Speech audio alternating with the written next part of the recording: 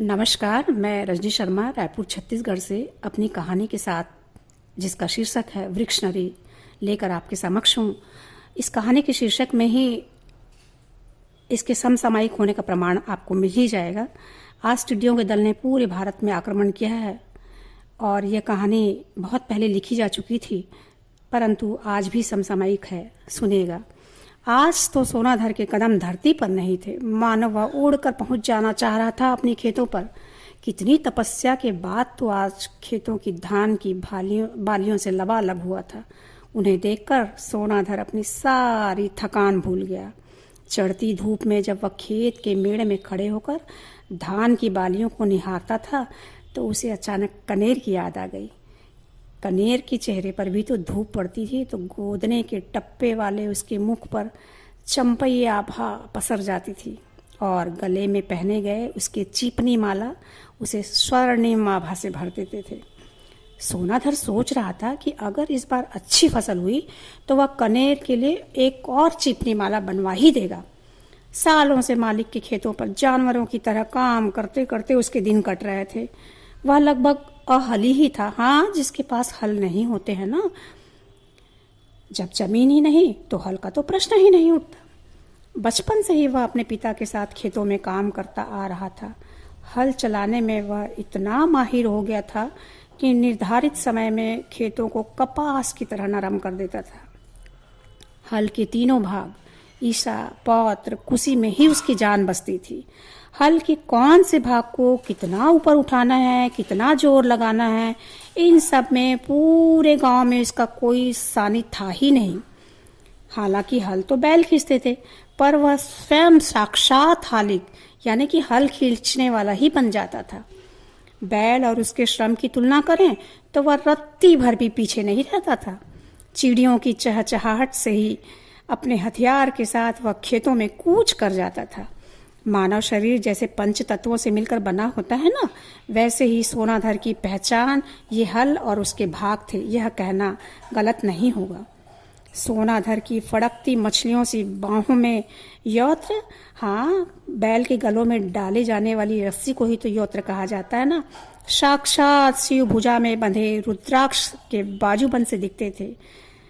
बैल के समान पुष्ट कंधे यानी कि वृषभ स्कंधा, और उस पर कुदाल यानी खनित्र को अटकाकर वह ऐसे चलता था मानो शिव जी ने त्रिशूल पकड़ कर रखा हो।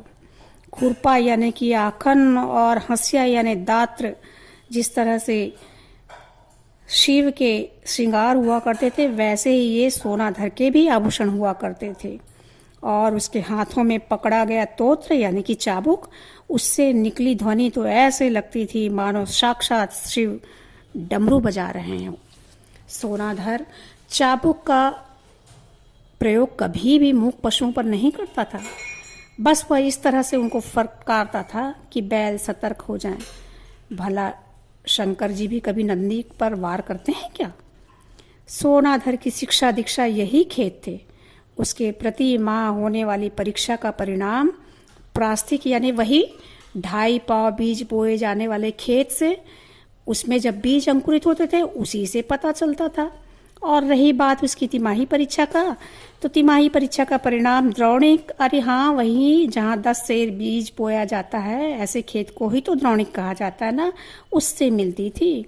और अब करें छिमाही परीक्षा की बात, तो उसकी छिमाही परीक्षा तो पक्की हुई फसल जिसे मुष्टि कहते हैं, और प्री बोर्ड का एग्जाम का घोषणा रबी की फसल जिसे ग्रीष्मक कहते हैं उससे पता चलता था।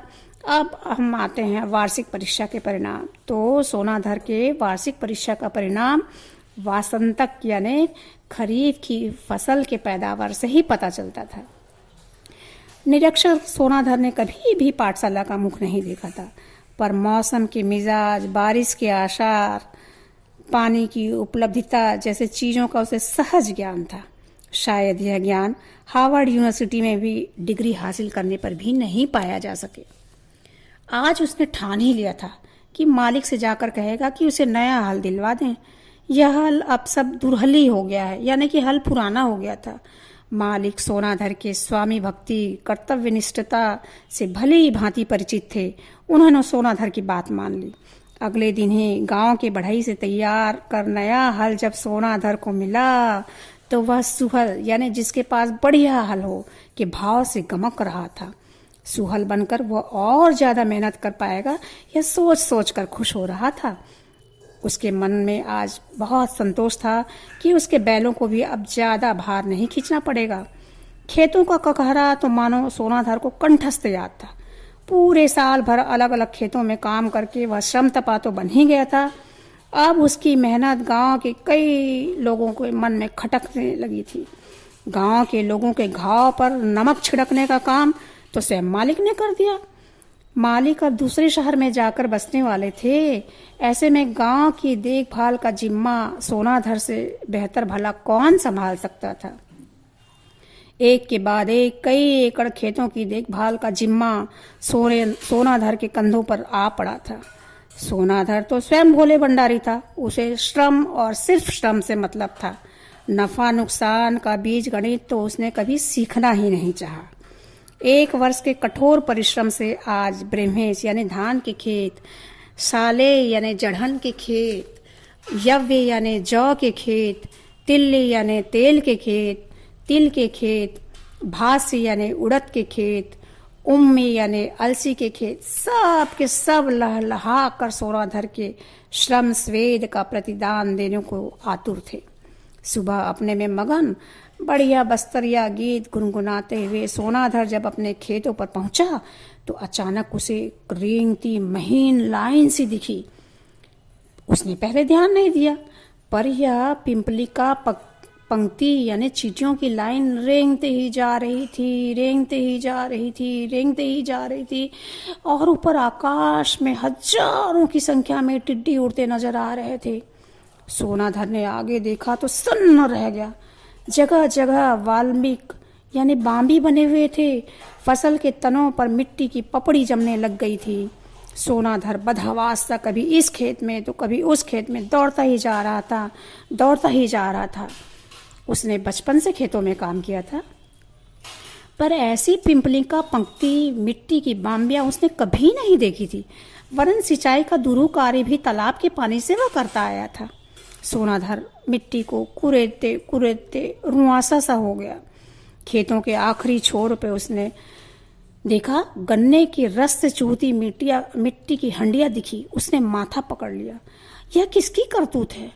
अब तो शोक मातम बनाने का वक्त ही कहाँ। ज्यादा से ज्यादा 2 दिन या 3 दिन, और इतने दिनों में पूरी फसल को यह कीट चट कर जाएंगे।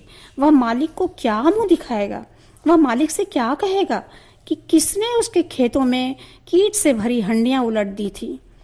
कीटों की बारात पूरी फसल को चौपट करने के लिए आतुर हो रही थी। बदहवास सोनाधर कभी इस खेत पर तो कभी इस खेत पर जाकर बिलखने लगा था। अगले 2 दिन तक सोनाधर घर से गायब था।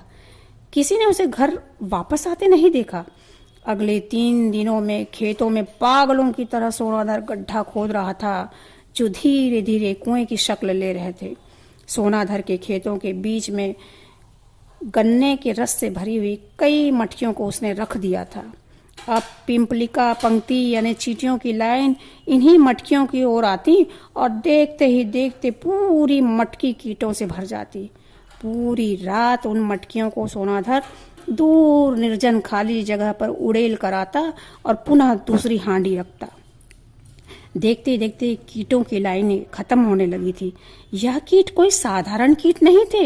हाँ, सुना आपने, यह कीट कोई साधारण कीट नहीं थे, वरन वृक्ष नरी यानी दीमक थे, जो पल भर में पूरा खेत चट कर जाते।